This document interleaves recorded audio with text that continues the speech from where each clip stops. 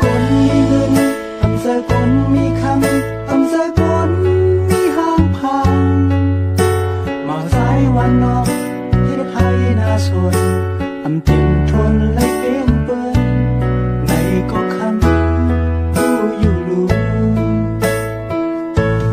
อำเป็นสังนาคำปอหักเขา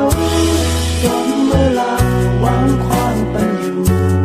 ตาพุ่นสายอำเธอหักก่อนเดี๋ยวสิอยู่เจออยู่ห่างไกลไปอำเป็นสังเราคำปอวันหนึ่งได้ยินคำไหลสองคำเคยเกิดเมื่อเลี้ยวซ้ายของเธอหูยาวเตรียมเสาถึง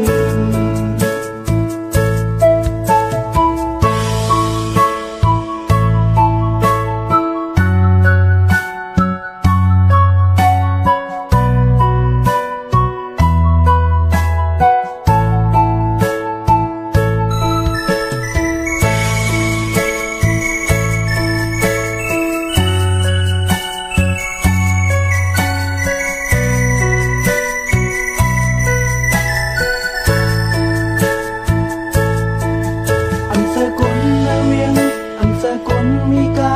อำเภอคนคือข้าวลีอยู่เสาวันนอกเฮ็ดให้นาสน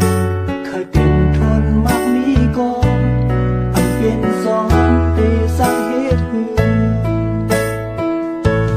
อำเป็นสังนา